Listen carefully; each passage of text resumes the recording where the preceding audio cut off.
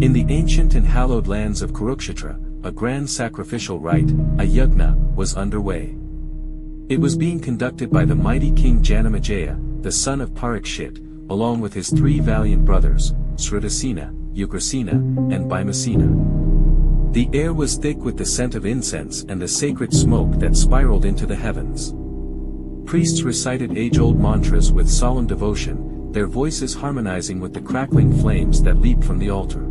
Offerings of ghee, grains, and other holy items were meticulously placed into the fire, a symbolic act of surrender to the gods above, seeking their favor and blessings. The atmosphere was charged with divine energy, as if the very cosmos were watching over the proceedings. As the sacred rituals unfolded, a small yet significant incident occurred. A whelp, a young, innocent puppy, the offspring of Surama, the celestial she-dog, wandered unknowingly into the yajna's sanctified grounds. His playful curiosity led him into a space where mortals engaged with the divine. But the joy of his innocent exploration was short-lived, for he was met with cruelty. Janamejaya's brothers, perhaps distracted by the weight of their duties, struck the whelp, sending him scampering away in fear and pain. The small creature, bewildered and hurt, ran to his mother, seeking comfort and solace in her embrace. Surama, a divine being known for her wisdom and strength, saw her whelp's distress. She gazed upon him with tender eyes, but her heart grew heavy with anger.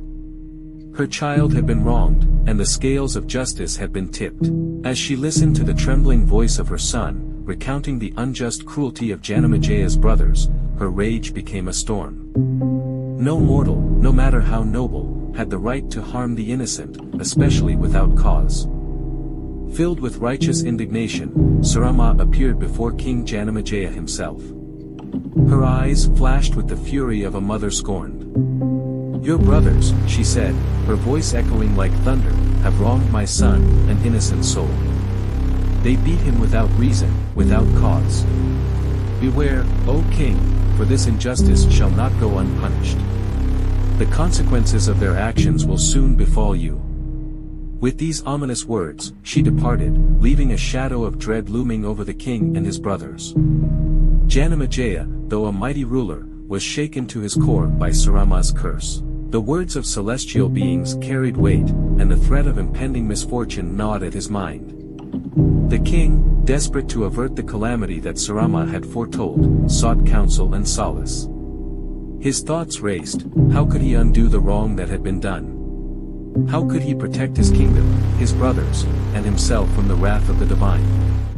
In his quest for redemption, Janamejaya ventured deep into the forest, a place of ancient wisdom and spiritual refuge. There, he encountered Rishi Srutasrava, a sage of great renown, and his son Somasrava, whose wisdom was said to rival that of the gods themselves.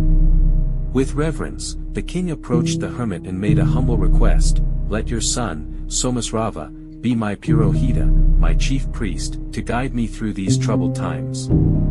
Rishi Srutasrava, wise and knowing, agreed but cautioned the king, "Know this, O Janamejaya, my son will fulfill any request made by a Brahmana.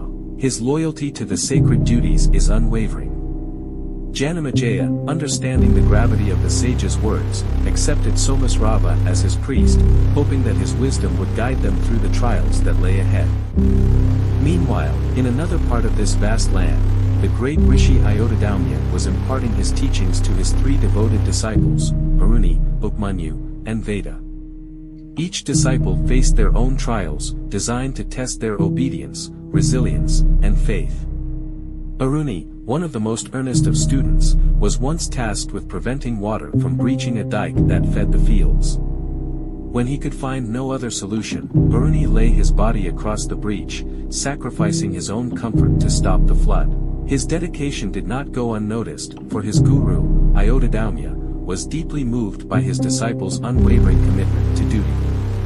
Upmanyu, another of Daumya's disciples, faced a different test.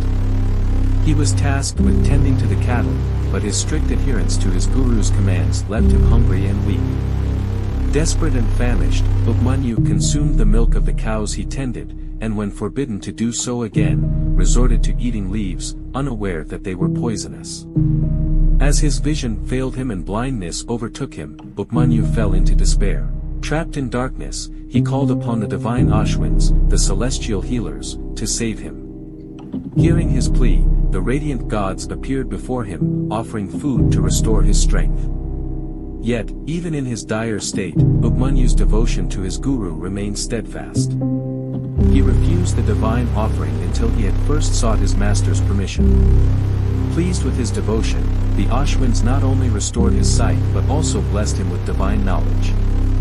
Lastly, Veda, the third disciple, served his guru with quiet diligence, never once questioning his master's commands. His patience and humility earned him the greatest of blessings, for his unwavering faith and service were rewarded with profound spiritual insights. Through these stories, the lessons of Dharma, the eternal law of righteousness, were woven into the fabric of the disciples' lives. The trials faced by Aruni, Upmanyu, and Veda were not merely tests of physical endurance but of their inner strength, their faith, and their devotion to the path of duty. Their struggles and triumphs echoed through the ages, serving as timeless reminders that the path of righteousness, though fraught with challenges, ultimately leads to enlightenment in divine favor. And so, as the sun began to set over the sacred land of Kurukshetra, casting its golden rays upon the earth, the lessons of this chapter came to a close. The trials of kings, sages, and disciples alike reminded all who listened that in the grand tapestry of life, it is Dharma, duty and righteousness, that guides every action, shaping the destinies of both mortals and gods alike.